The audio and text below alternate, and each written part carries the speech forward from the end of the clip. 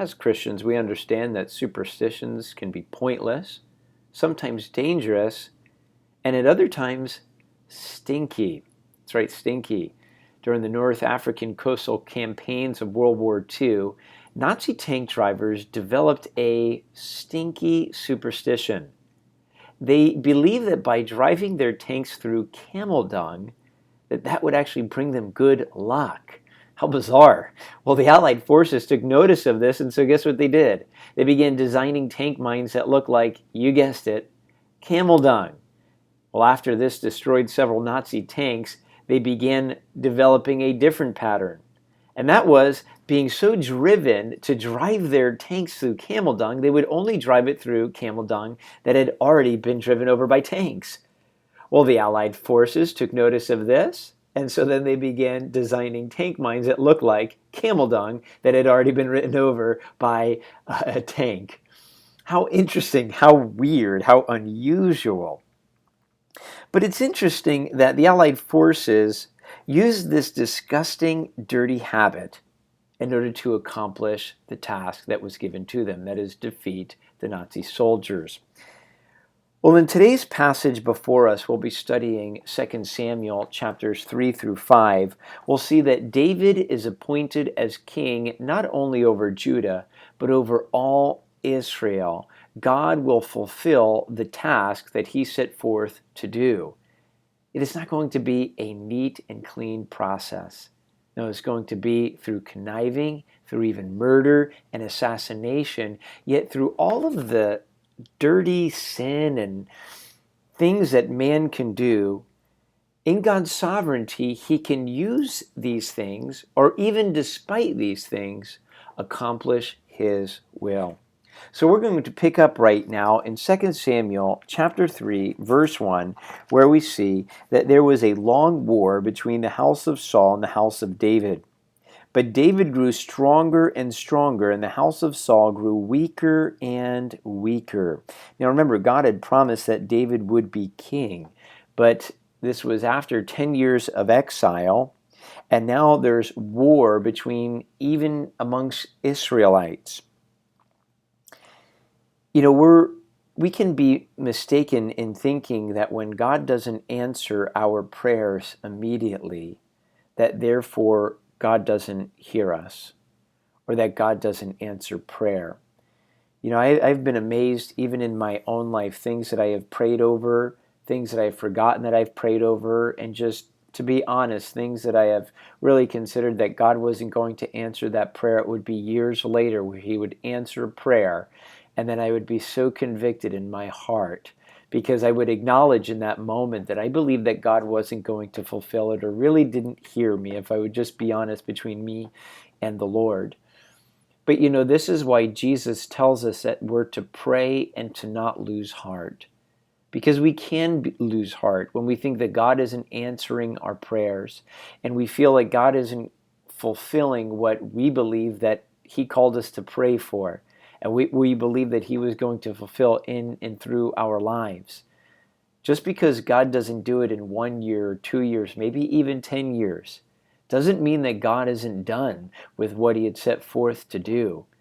God will fulfill his plans. So don't lose heart. Keep praying. We see that there was a long war between the house of David and the house of Saul, and Saul being really through his son Ishbosheth. Verse 2, sons were born to David in Hebron. His firstborn was Amnon by Ahinoam, the Jezreelitess. His second, Chileab by Abigail, the widow of Nabal the Carmelite.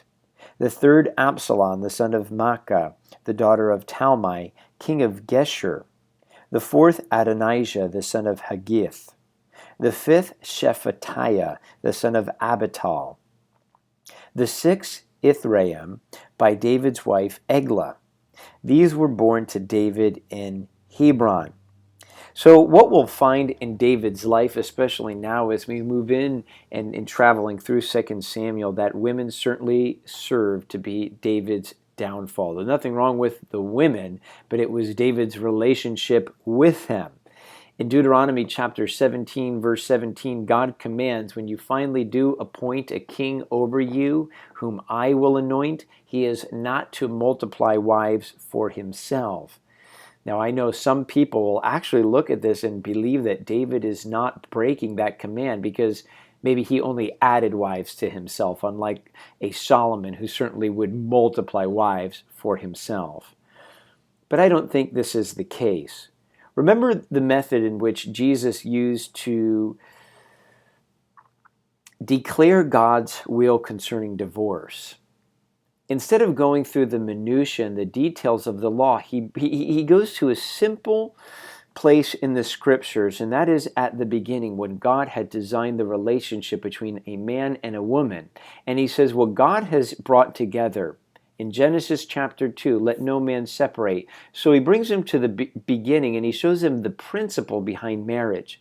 And I think when we understand, we go back to the beginning, it is very clear that a marriage relationship was to be between one man and one woman. And so most likely in light of this, and I'm sure other things as well, Paul, when he gives the instructions for an elder in the church, he says that he is to be a one-woman man.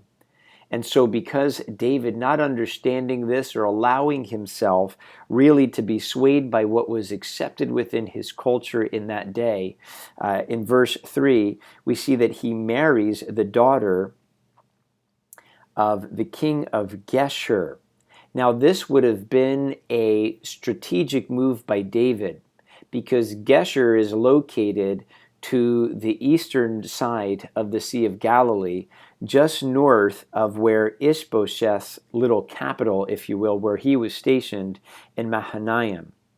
And so now if you have David to the south, and he now has an ally to the north of his enemy, it was a strategic move. So this way Ishbosheth is just really getting choked out, if you will, by David's alliances. But again, this was accepted in the culture of this day.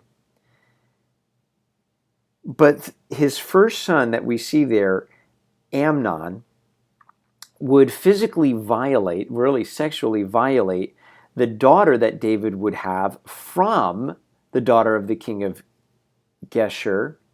And then the son that he would have from the daughter of the king of Geshur, Absalom, would then end up killing Amnon in an act of revenge and eventually end up taking David's throne from him.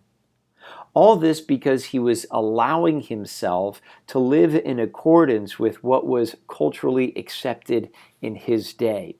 And so it's really a warning for us to not justify the things that we do based upon what is culturally acceptable, be it in what movies we watch, music we listen to, even dating relationships.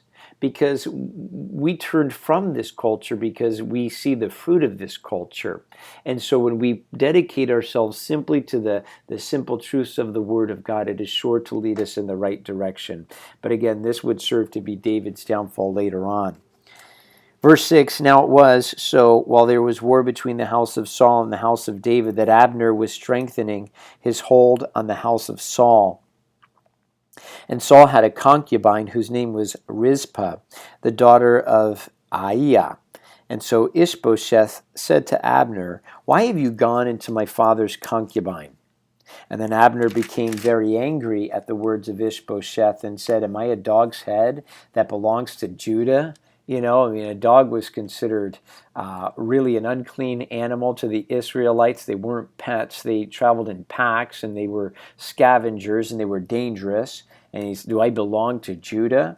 Today I've shown loyalty to the house of Saul, your father, to his brothers, to his friends, and have not delivered you into the hand of David, and you charge me today with a fault concerning this woman? May God do so to Abner and more also, if I do not do for David as the Lord has sworn to him, to transfer the kingdom from the house of Saul and set up the throne of David over Israel and over Judah, from Dan to Beersheba. And he could not answer Abner another word because he feared him. So we really see that Ishbosheth was really a weak individual, weak in character, and really just a weak person all around.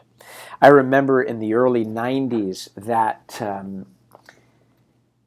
people all over where I lived, and we're talking New Jersey, began wearing Bulls jackets, Chicago Bulls hats, Chicago Bulls shirts. And it was obvious. Look, Jordan and the Bulls were winning NBA championships. And because of this, even though people never liked the Bulls in the past, Bulls were never really that great of a team. All of a sudden, they're winning championships, and people even in New Jersey, really all over the country, are wearing Bulls stuff. Why is that? We call them front runners, right? They just want to be part of the winning team. Abner's like a front runner, right? In verse 6, we see that he really, his intention, we see there, he is strengthening his hold on the kingdom. So he wasn't really there for the sake of Ishbosheth and for the sake of Saul, because we really see a hidden agenda there was to gather strength around himself. And what's interesting is we see in verse 9 something that he had already acknowledged, that David was anointed to be king, and it was prophesied that he would be God's king. And so my question for him was, well, why didn't you leave earlier? Especially when he would be at Saul's right hand those 2 times in which Saul acknowledged publicly, saying, David, you truly are a greater man than I, and God truly will bless your kingdom. But really, he was just doing what was convenient for him. And now that Ishbosheth is losing in this war against David, it's almost as if he's using this as an opportunity to trade sides. You see, this charge that Abner had slept with Saul's concubine would really serve as an act of treachery. This is saying this person is seeking the throne, and of course this person would lose their life for such an act. And yes, it's true that he denies it, but the Bible doesn't deny it. So we don't know if he really did do this or not. Of course, he's going to deny that he would do such a thing, but maybe he did this in order to incite this conversation, to give him an opportunity to take off. I don't know. In light of this guy's character, knowing that David was anointing, trying to acquire power for himself, we really can't judge this guy's words or trust them that much. Yet in light of all of this, God really isn't behind the kingdom of Ishbosheth. We're not even sure if God is behind necessarily Abner's move to go and now serve David. But yet God, through all of the ugliness and the dirtiness of all of the things that are going on, is still going to use it all. And he's going to sit David completely upon the throne, not only over Judah, but over all Israel. So in verse 12, then Abner sent messengers on his behalf to David, saying, Whose is this land? In other words, obviously it's yours, David. Saying also, make your covenant with me, and indeed my hand shall be with you to bring all Israel to you. Just interesting, whenever you say make a covenant or made a covenant, it literally means in the Hebrew language, cut a covenant. And that is because covenants were made through sacrifices, oftentimes signifying, if I don't fulfill my end of the bargain, may I end up like this sacrifice. So he's telling David now, hey, look, let's make a covenant together. If you accept me on your side, because of the authority I have, Abner, saying I can bring all of Israel under your power, under the reign of David. And so David said, good, I will make a covenant with you, but one thing I require of you, you shall not see my face unless you first bring Michal, Saul's daughter, when you come to see my face.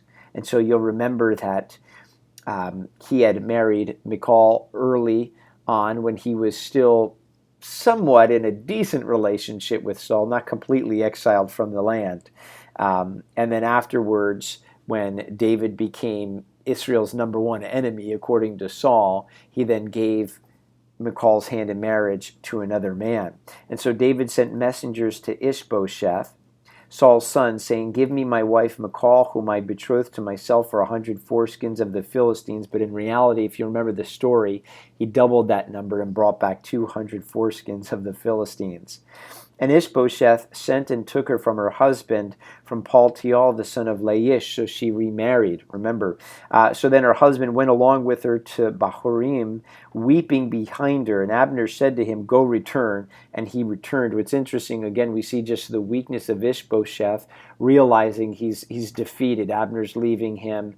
It just seems like the tides are completely moving in David's direction, so he doesn't even offer any resistance, and he sends for Michal, really, who would be his own sister, to go and be with David. So verse 17, and Abner had communicated with the elders of Israel, saying, in time past, you were seeking for David to be king over you. So if you remember the last time, it appears that David was appointed to be king in Hebron for about 5 years prior to the official appointing of Ishbosheth as king over the northern part of Israel.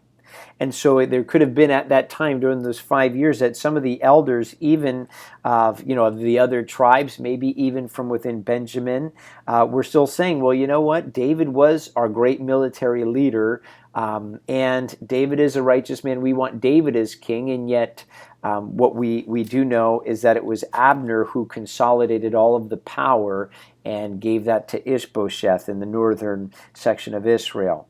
And so Abner also spoke in the hearing of Benjamin. Those would be the hardest to convince because Saul and Ishbosheth were Benjamites. And so then Abner also went to speak in the hearing of David in Hebron, all that seemed good to Israel and the whole house of Benjamin. And so Abner and 20 men with him came to David at Hebron, and David made a feast for Abner and the men who were with him. And then Abner said to David, I will arise and go and gather all Israel to my lord the king, that they may make a covenant with you, and that you may reign over all that your heart desires. And David sent Abner away, and he went in peace. So the significance of Abner's defection really can't be overestimated because, first of all, remember, we saw earlier in this chapter that he was consolidating all of the power ultimately to himself and less to Ishbosheth, who was the official king, but he was kind of like a puppet king for Abner. In addition to that, the people realized the weakness of Ishbosheth, and the fact that Abner was Saul's cousin makes Abner just as much from the tribe of Benjamin as Saul. And if here you have, and Ishbosheth, and so if here you have a true Benjamite who is now convincing not only the other Israelites, they can go in either direction, but it would be very difficult because the Benjamites did enjoy having one of their own brethren as the king over the entire nation of Israel. But if now you have one of their own people, really a man who was with Saul for so long, really he was Saul's right-hand man for at least 40 years, and also of the tribe of Benjamin, and now he's saying, hey guys, look, we need to consolidate all of this power under David. They're that much more willing to do so. And so David accepts this. It's interesting, there's no bitterness in David, and in fact, he throws him a feast. David loved making peace when at all possible with David's enemies or with the Lord's enemies that he said were his enemies in the book of Deuteronomy and throughout the law. Oh, there's no mercy from David's perspective. But for those of his own people, we see almost to a fault that he would seek to make peace as much as possible.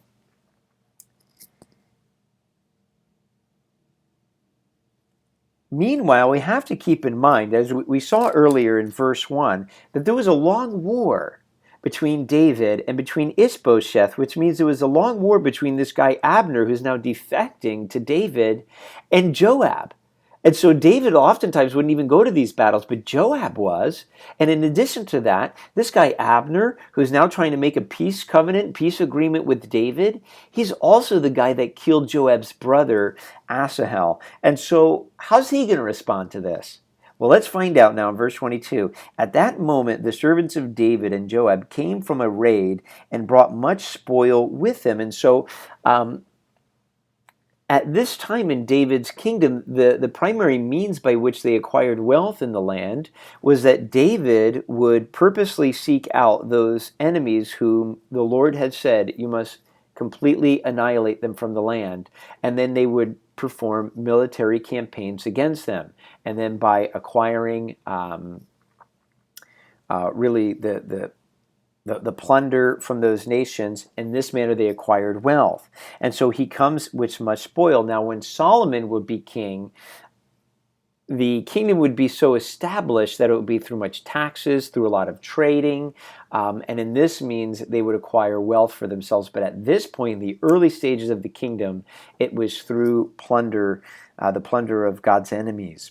But Abner wasn't with David in Hebron, for he had sent him away, and he had gone in peace. When Joab and all the troops who were with him had come, they told Joab, saying, Abner the son of Ner came to the king, and he sent him away, and he's gone in peace. We don't know if they were astonished at this, or if they're just telling him.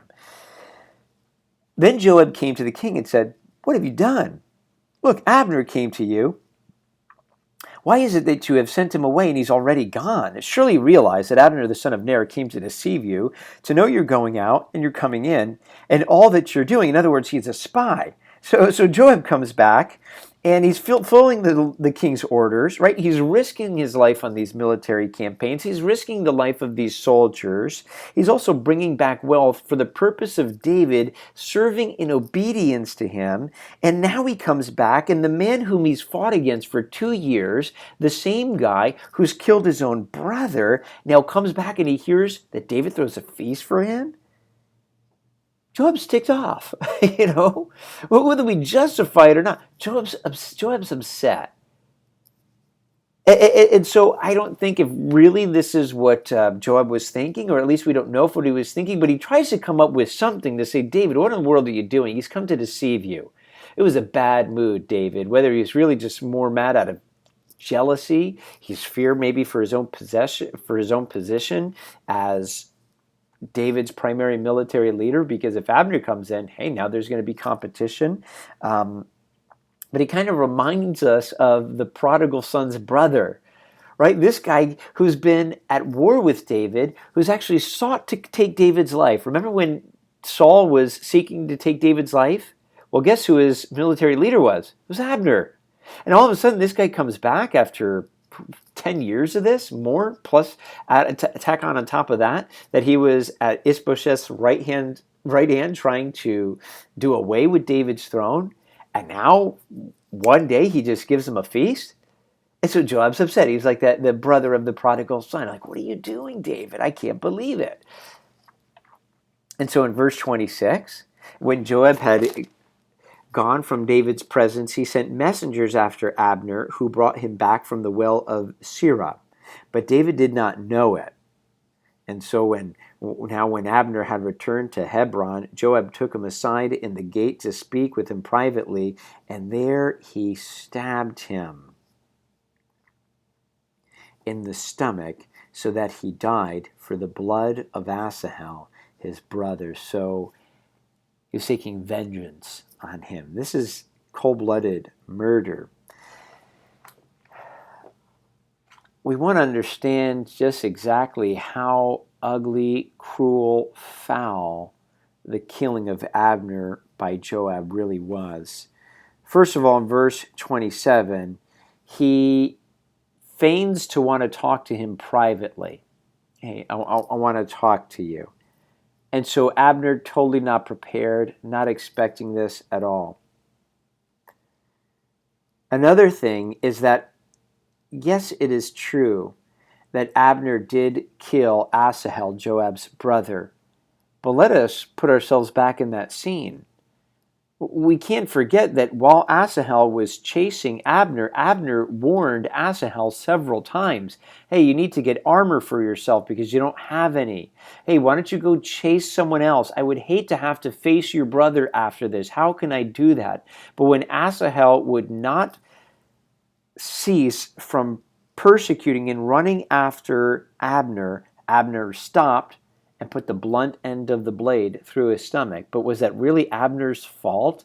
I mean, he was protecting himself, and also it was at a time of war. In addition to this, Abner and Abishai, that would be Joab's brother, they knew the heart of David.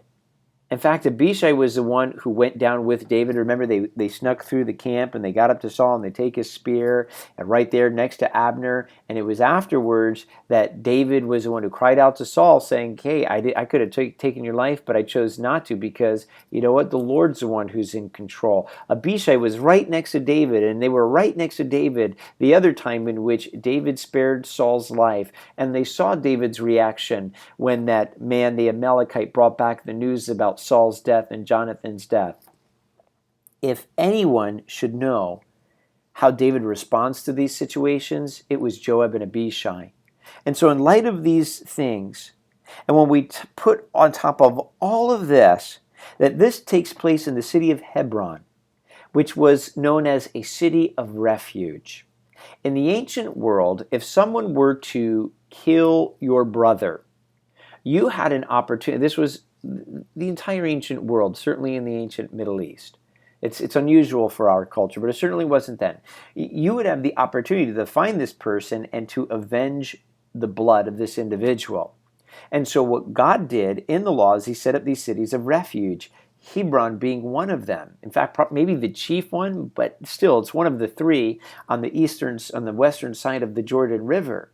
And so what would then take place is they would need to transpire a court hearing in which Joab should have brought forth the evidence for the death of his brother Asahel before some elders, and the elders would then hear Abner's side, and then they would decide. But you could not take the life of someone out of vengeance, certainly not in the city of Hebron. So all of these things make this death, this murder so awful, so foul. Because of this, and because of a murder that would take place by Joab that is very similar to this one, David would later command when he's handing over the authority in Jerusalem to Solomon to kill Joab for his crimes, and he would be killed for his crimes. Well, continuing in verse 28, afterward, when David heard it, he said, my kingdom and I are guiltless before the Lord forever of the blood of Abner, the son of Ner. Let it rest on the head of Joab and all his father's house, and let there never fail to be in the house of Joab one who has a discharge or is a leper, who leans on a staff or falls by the sword, or who lacks bread. And so he begins just spewing forth these curses according to those who break the law of Moses. May these curses fall upon Joab and his family. So Joab and Abishai, his brother, killed Abner because he had killed their brother Asahel at Gibeon in the battle.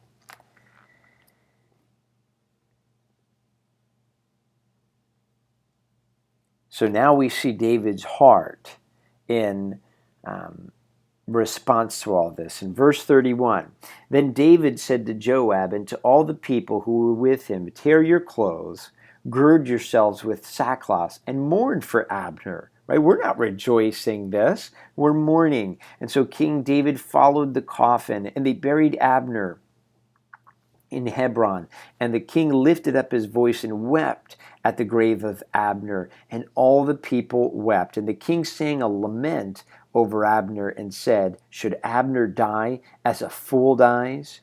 Your hands were not bound, nor your feet put in fetters. As a man falls before wicked men, you fell. Imagine being Joab and Abishai hearing this song that David teaches Israel to sing because of you, and you are the one who is the wicked man. And so David making so clear to all of the people that this did not come from him. This wasn't a means of David trying to take power from Ishbosheth by killing Abner. Think about this, just how big of a deal this is. Again, Saul king for 40 years, and Saul really was overall a good king. I know he wasn't a king after the Lord's heart, but if you're living in Israel, you appreciated Saul's reign, okay? Because he was the one, even when David sang a lament for him, that he made Israel rich. okay, through his campaigns. He expanded the kingdom. He also united Israel. And Israel was more united during Saul's reign since the time of Joshua. And so, yes, Saul certainly had his spiritual problems and his relationship with the Lord, horrible, right? But as far as if you're a citizen of Israel, you're enjoying his reign.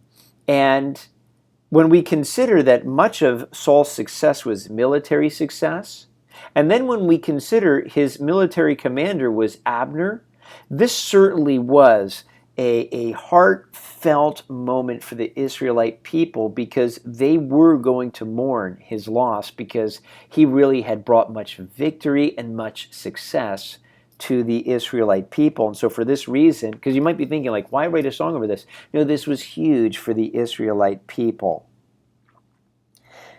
It's also amazing, though, when we consider that this man was one of the chief persecutors of David's life and was one of the primary reasons why David was forced from the land of Israel, forced to live in caves, forced from his family for so long, because Abner was at Saul's right hand seeking to take David's life. And in addition to that, for the last at least 2 years, he was making war against you, trying to take the throne from you. And then you mourn and you weep over this guy. Just amazing, David's heart to not have any bitterness and really no joy, quite the opposite, at the fact and hearing about the death of Abner. Concerning resentments, resentments can be very similar to the corrosion that can take place in a car battery. Have you ever seen that? You've probably heard, maybe you've done it yourself. You take a little baking soda and water, you apply it, and it removes a lot of the corrosion and you can clean it off. But due to the acid and what is in the metal, it's amazing, something as strong as metal just sitting there, that little by little that corrosion can eat away the metal to eventually the car is separated from the power that is required to start up the car. Resentment can work very similarly in the heart of a believer. If we don't deal with resentment and unforgiveness, it's something that doesn't happen overnight. It's slow, and it eats away at our effectiveness. And little by little, what we are doing is separating ourselves from the power of the Holy Spirit working in our lives. When we consider how direct and straightforward the words of Jesus are, that if you and I do not forgive our brother and our sister their trespasses against us, neither will our Heavenly Father forgive us our trespasses. And by harboring resentments, we short-circuit ourselves from the power of God working in our life, not to mention we're miserable. We have to, as believers, be able to handle resentments. One of the difficulties of resentments is that they're so justifiable, aren't they? People wrong us. Imagine being David. Could you not easily justify a resentment against Saul and against Abner? They were seeking to kill your life and you did nothing wrong. You only did good. And yet David somehow was so good at not only not harboring resentment, but even loving that person despite the fact that that person was hating and mistreating them. Number one, we've got to do that in prayer. We've got to come to the Lord confessing, Lord, this was frustrating. God, this person did me wrong, and I'm not even going to pretend like it wasn't wrong, and I'm not going to justify their behavior. I just want to be honest.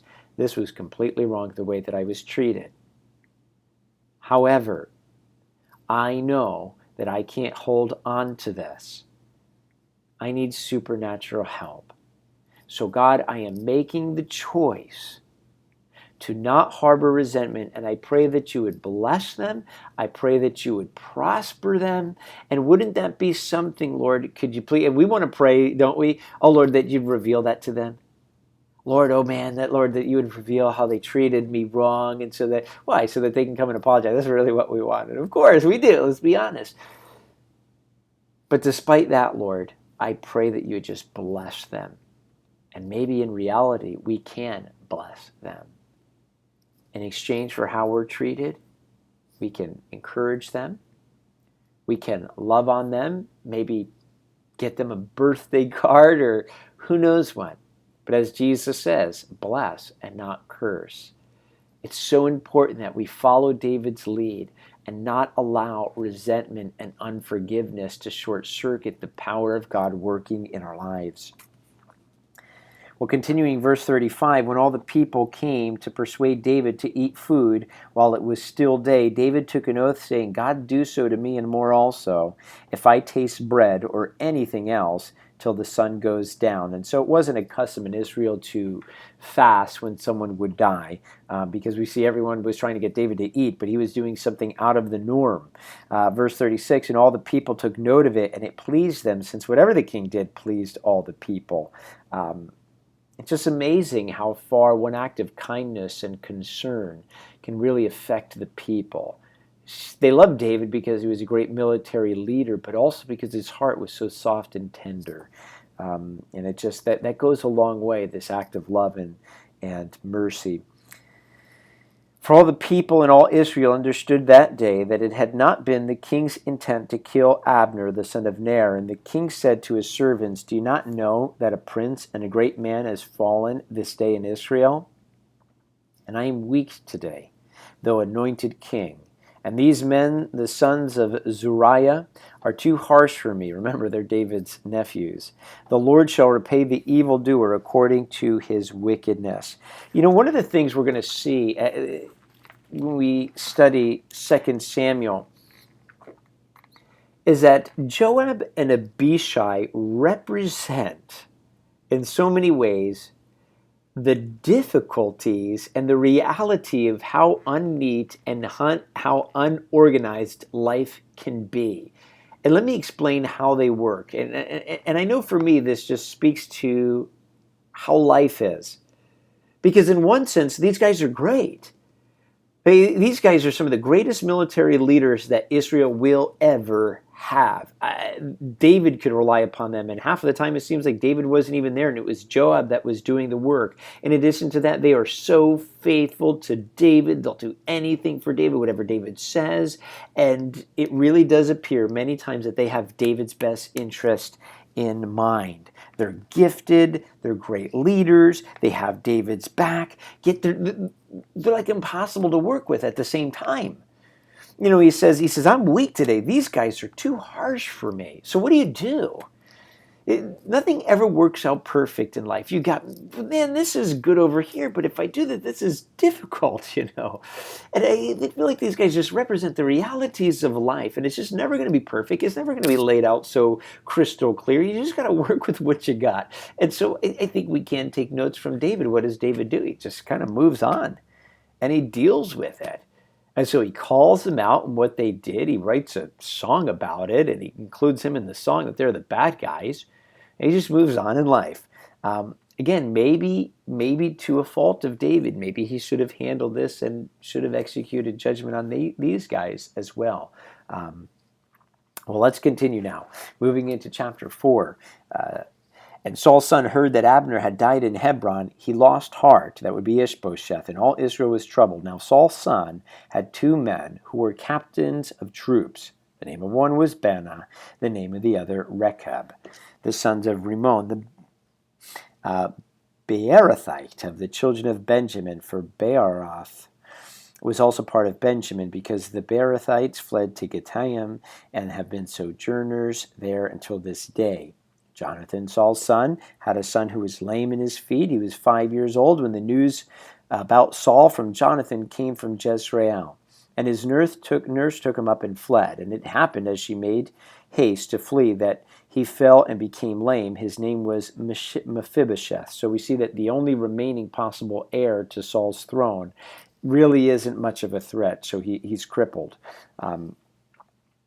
And we'll see him later on in 2 Samuel. Then the sons of Rimmon the Beerothite, Rechab and Baanah, set out and came at about the heat of the day to the house of Ishbosheth, who was lying on his bed at noon, and they came there all the way into the house as though to get wheat. So they just pretending like they needed to get wheat, and then they stabbed him in the stomach.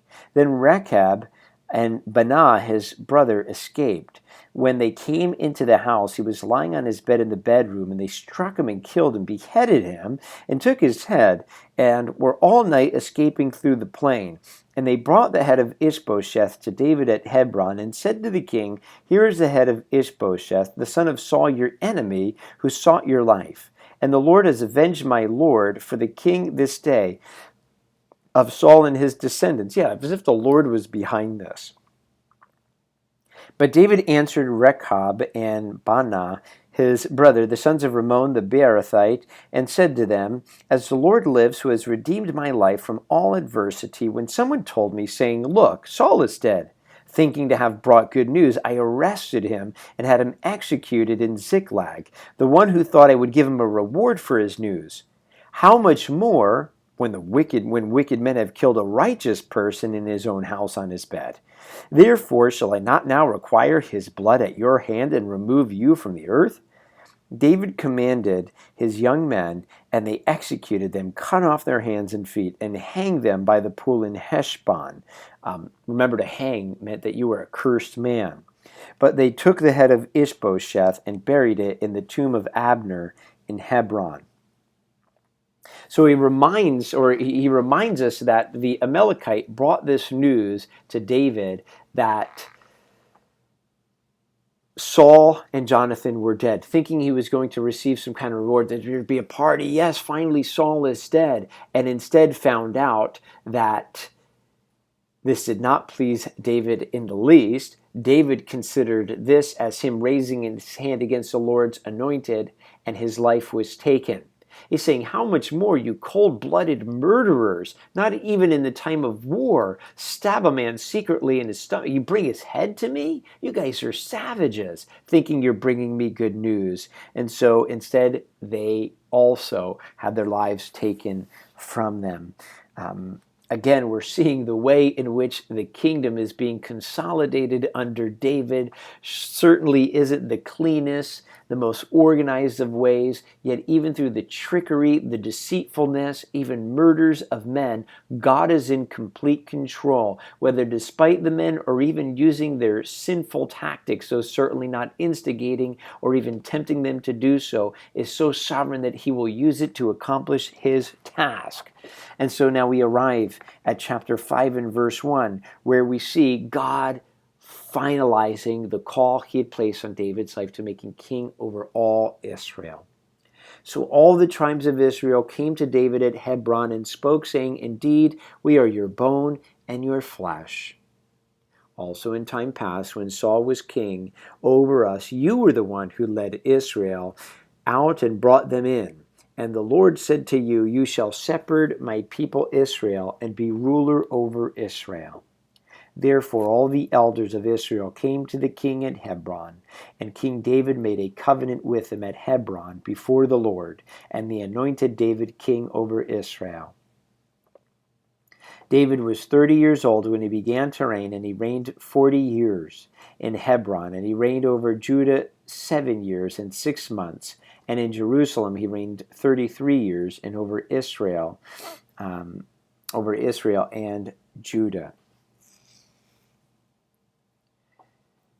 So God, through the 10 years fleeing for his life in caves, through at least 2 years of war, through assassination plots, and through all sorts of mess, God fulfilled his plan in David's life.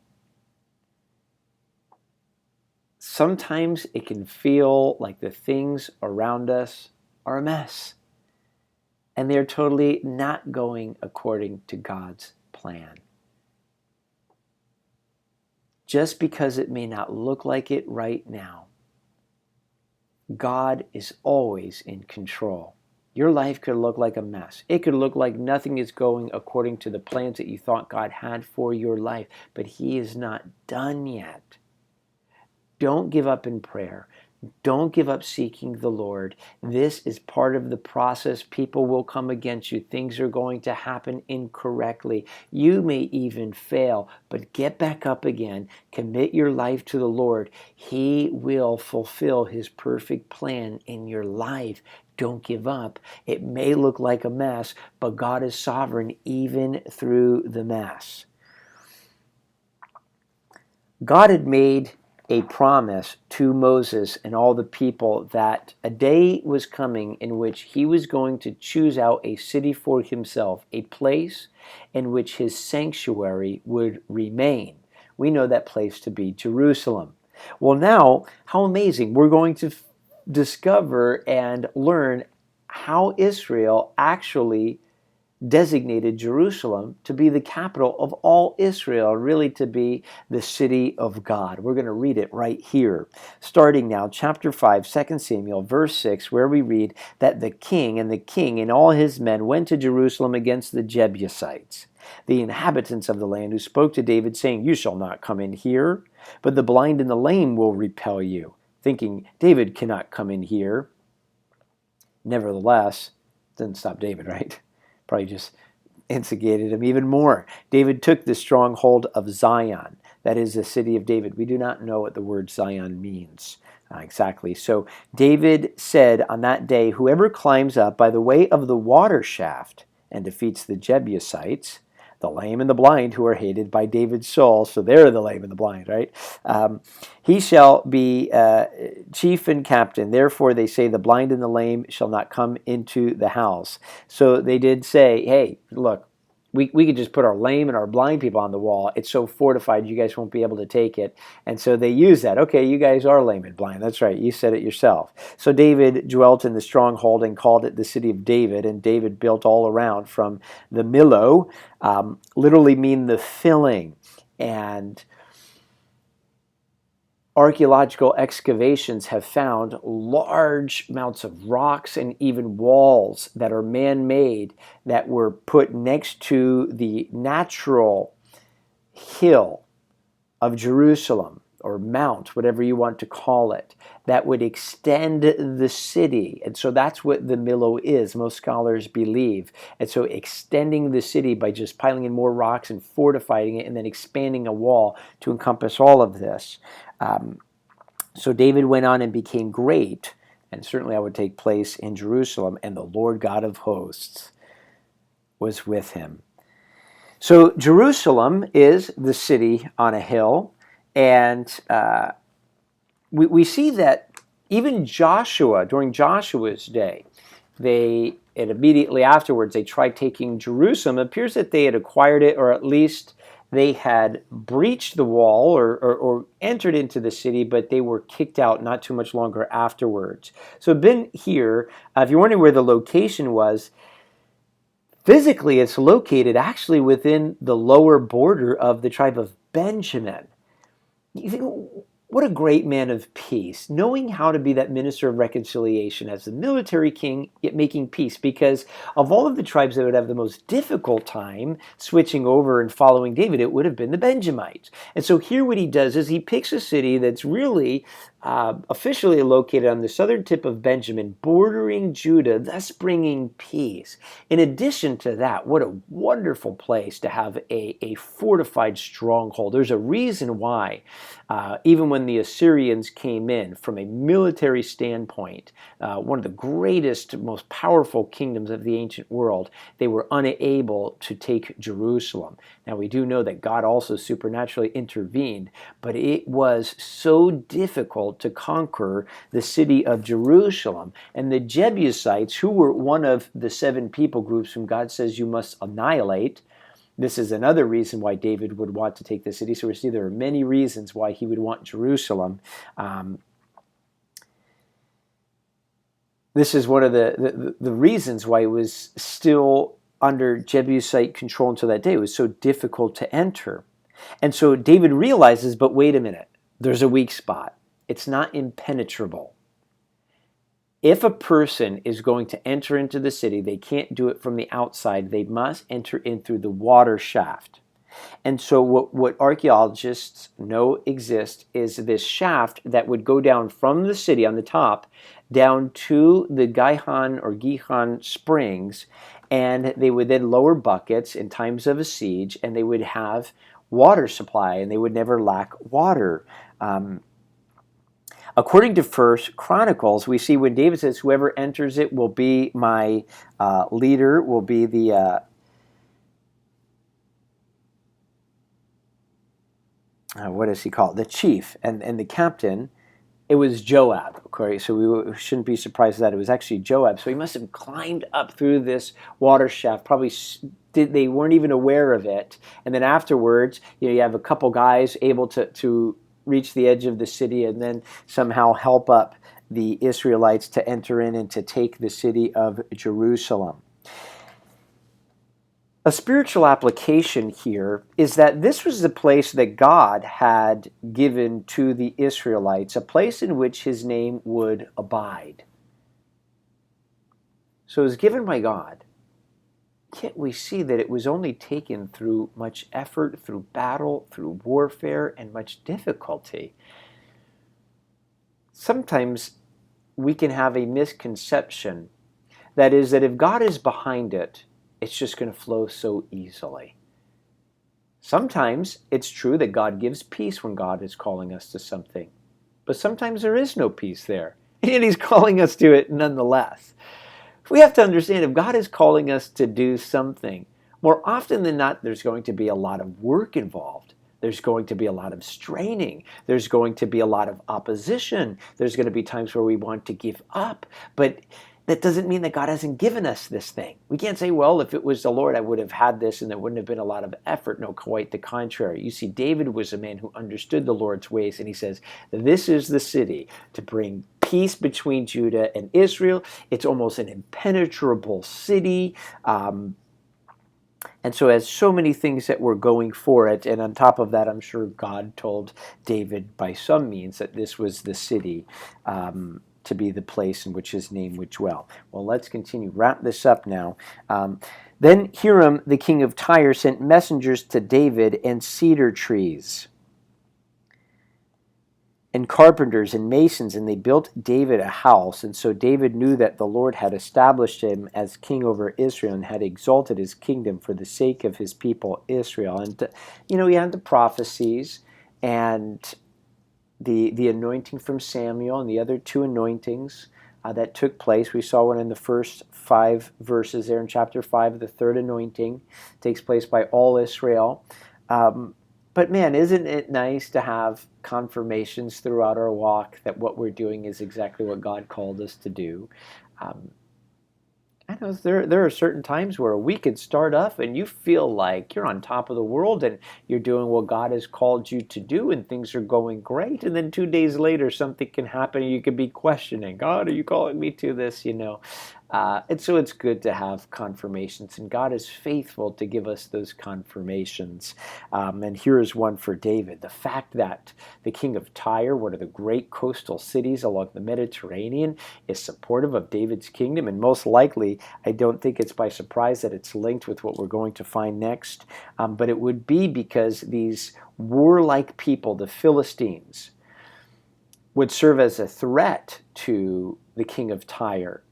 And understanding David's success and growing power and victories against the Philistine people, he is now working together with David. And so David, seeing this, realizing, wow, God really has called me to this. And even the king of Tyre is building me a house. That's awesome, And so continuing though, verse 13, we're going to see David's kryptonite once again. So David took more concubines and wives from Jerusalem after he had come from Hebron. So there's his kryptonite women. Also more sons and daughters were born to David. Now these are the names of those who were born to him in Jerusalem: Shemua, Shobab, Nathan, Solomon, Ibhar, Elishua, Nepheg, Japhia, Elishama, Eliada, and Eliphalet. Okay. So now, verse 17, when the Philistines heard that they had anointed David king over Israel, all the Philistines went up to search for Israel, for David. What do you think Achish was thinking? Remember, Achish was the Philistine king who liked David and was supportive of him. Now he hears that he's king over Israel, like, oops, I guess that was a mistake. And I gave him the city of Ziklag. If he could turn back time, I'm sure. And David heard of it and went down to the stronghold. We don't know where this is taking place. At least many commentators believe that this took place before David acquired Jerusalem. And so he goes out to some stronghold to meet the Philistines. The Philistines also went and deployed themselves in the valley of Rephaim, the valley of the giants. And so David inquired of the Lord, saying, "Shall I go up against the Philistines? Will you deliver them into my hand?" And so the Lord said to David, "Go up, for I will doubtless deliver the Philistines into your hand." So David went to Baal Perazim, and David defeated them there and said, "The Lord has broken through my enemies before me like a breakthrough of water." And therefore he called the name of that place Baal Perazim, Lord of the breakthrough. And they left their images there, and David and his men carried them away. The chronicled account of this tells us that they also later burned them. Then the Philistines went up at once again and deployed themselves in the valley of Rephaim. So same tactic, right? Philistines coming again, same valley. Therefore David inquired of the Lord and said, and the Lord said, "You shall not go up like you did last time. This time circle around behind them and come upon them in front of the mulberry trees. And it shall be when you hear the sound of marching in the tops of the mulberry trees, then you shall advance quickly. For then the Lord will go out before you to strike the camp of the Philistines." This is interesting. What is he talking about? The sound of marching in the tops of the mulberry trees. Well, it could be the sound of the Philistine soldiers that are shaking the trees. And when you hear that, that means they're close enough and go and attack them. But it appears more that he's either describing, as we saw, that God is referred to in verse 10 as the Lord of hosts, literally the Lord of angels, or of armies, describing the angel armies. And it could be, when you hear the sound of marching on the tops of the mulberry, could be either the Lord himself as a warrior, or all of God's angels are literally marching on top of the trees and coming down. And then as they are there, then truly it's the angels doing the battle, but David would then go and rout the Philistines there. And so that's what took place. And so David did so, and the Lord commanded him, and he drove back the Philistines from Geba as far as Gezer. So as long as David was fighting Ishbosheth, it appears as if the Philistines weren't really a major threat, because, well, David's still fighting in a sense against Israel, and so it still aligned itself with Achish's theory. But now that Ishbosheth was gone, now David ruling all of Israel becomes enemy number one for the Philistines. And David, as they're coming up the valley of Rephaim, he seeks. It's interesting. He doesn't even ask, what should I do? He doesn't say, like, what should I do to defeat them? He says, should I even go? And so they do so, just a complete slaughter, right? Just call it the valley of breakthrough, man. Baal Perazim, the Lord of breakthrough. But now the same situation. And instead of saying to himself, well, I already know how to handle this situation, I've done this before, I'll just go and do it again. Instead, he prays again, and God gives him a completely different, apparently supernatural plan. It's so easy as you're serving the Lord, as you have this big responsibility in front of you, and naturally we get on our knees. We pray to the Lord. Lord, this is bigger than me. I'm afraid. Would you please help me? Then after you do it a couple of times and you get used to it and you start, it's so easy to fall into the lifestyle of living off of habits and patterns.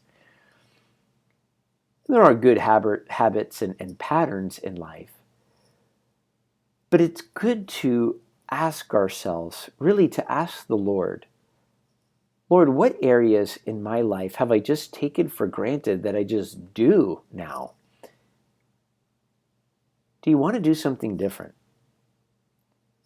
Lord, in the beginning, the first time I did whatever this thing was, first couple times, it was a huge step of faith, and no longer really is it a step of faith for me. It's just something that I know how to do. God, I pray that you would show me if you want me to do something in a completely different way to revitalize my faith, maybe to give me the butterflies again that would cause me to pray again, to do it differently.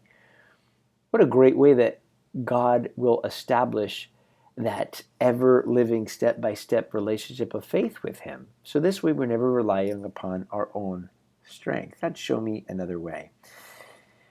Well, we're going to close it up, and we've certainly seen from murder, assassination, climbing up water shafts, Philistine armies. David's rise to the throne was not easy. Yet despite all of the mess, God was in complete control. And so it is for us, despite all of the mess, all of the opposition, all of the difficulties. Guys, God is still in control. Keep praying with prayers of faith, knowing that in his time he will complete that task that he has planned for your life.